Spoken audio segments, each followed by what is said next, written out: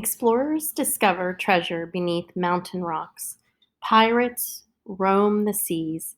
Kings huddle on their thrones, hoping that they will keep their crowns and their heads. And adventurers sail around the world on tiny wooden ships, risking starvation and treacherous seas to find strange new lands.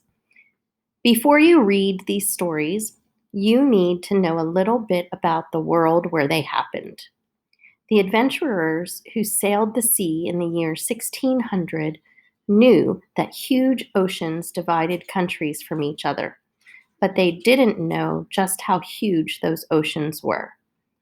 Today, we know that water covers almost 3/4 of the Earth's surface.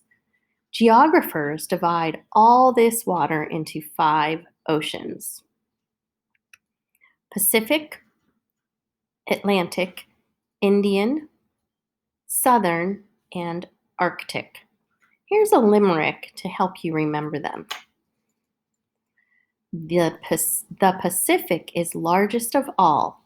The Indian starts at Bengal. The Atlantic Ocean is always in motion. The Arctic and Southern are small. Between and around these oceans lie large continents, or masses of land.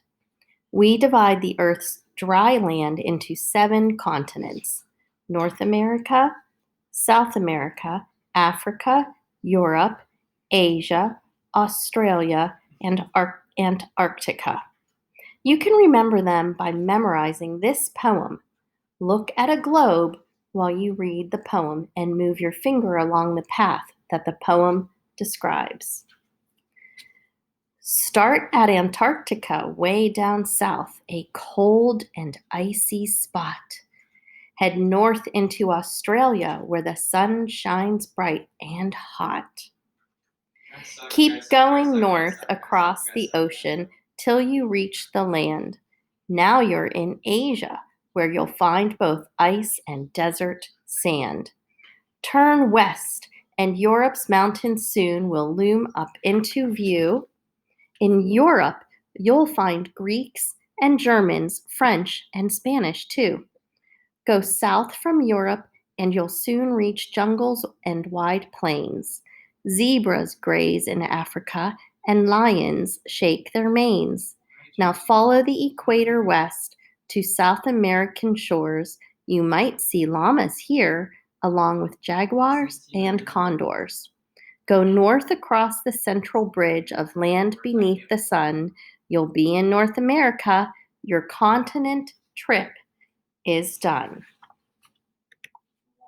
Chapter 1: A World of Empires. The Holy Roman Empire. Imagine that you're a world traveler in the year 1600. You've spent the last 20 years journeying around the world. You've slept in Arabian tents, European palaces, and Native American longhouses. You've eaten fermented fish sauce in Rome, calves' intestine pudding in England, sugar-coated beets in Wittenberg, and gilded boar's head in France. You only have 2 teeth left. The rest fell out because of scurvy and the sugared beets. And on your last journey to Iceland, you lost 3 toes to frostbite. You've been bitten by a camel in Asia, a cobra in India, and a water moccasin in North America. In your travels around the world, you've seen 2 flags, one with a red cross on a white background, and the other bearing a 2-headed eagle, all over the world.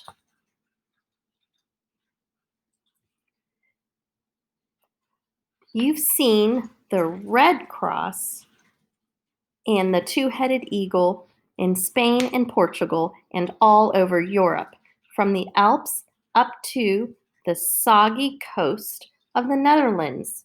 You've seen these flags flying over settlements in North America, South America, and even in the Philippines.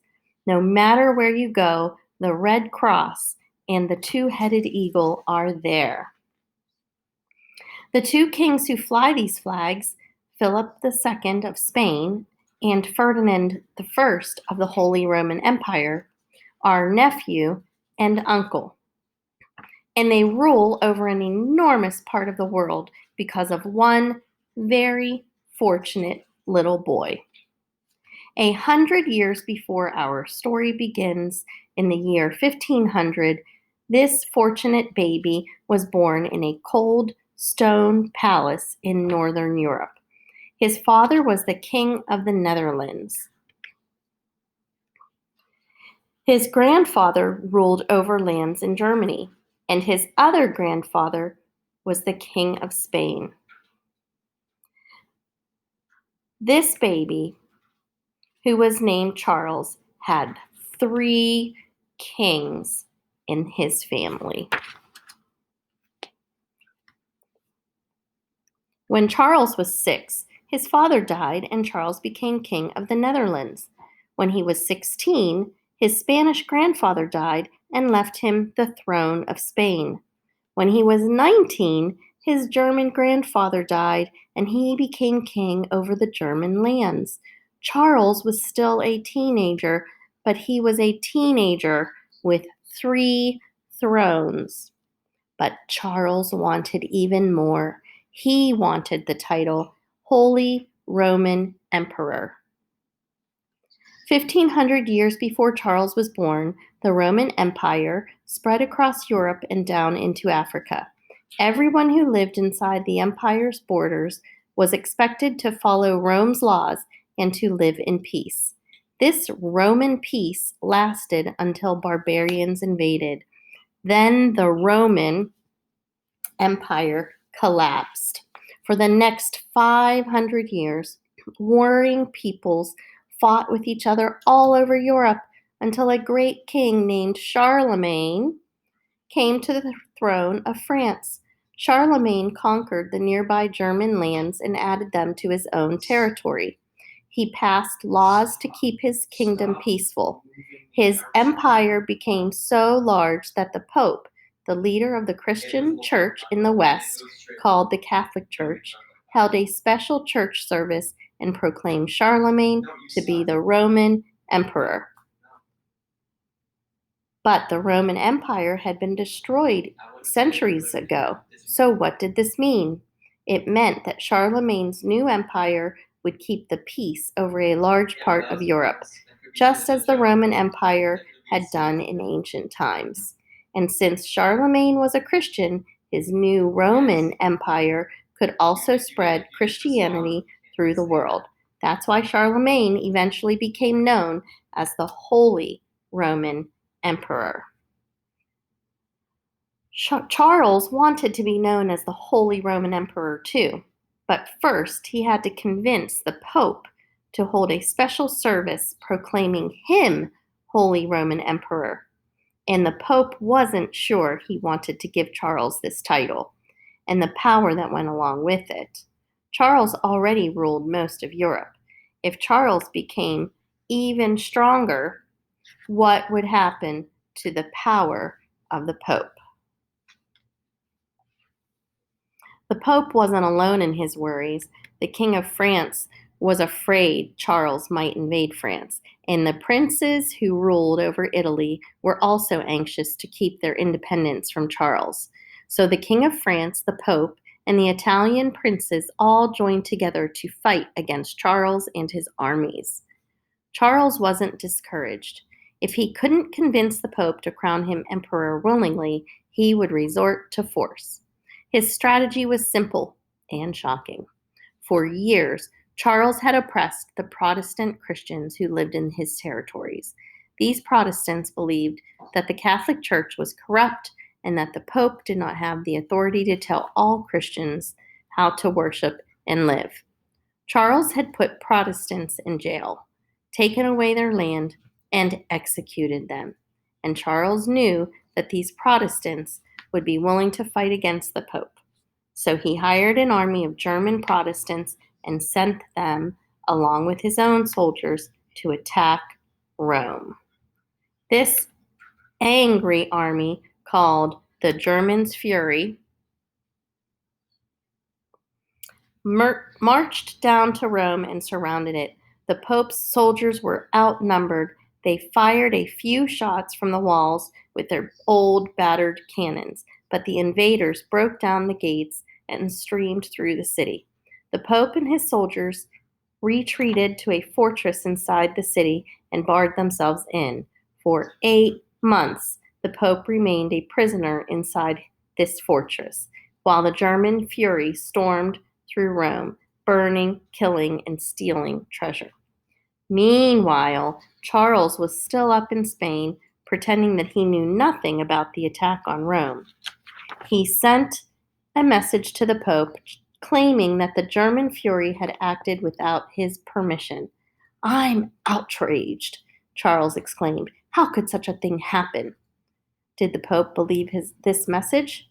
We don't know, but we do know that the Pope agreed to hold the special service which would crown Charles Holy Roman Emperor. In return, Charles helped the Pope to fend off the fury. Now, Charles could describe himself as the King of the Romans, King of Spain, Sicily, Jerusalem, the Indies, and the mainland on the far side of the Atlantic, Archduke of Austria, Duke of Burgundy and Athens, Count of Habsburg and Flanders, Lord of Asia and Africa. But despite his fancy titles, Charles had plenty of problems.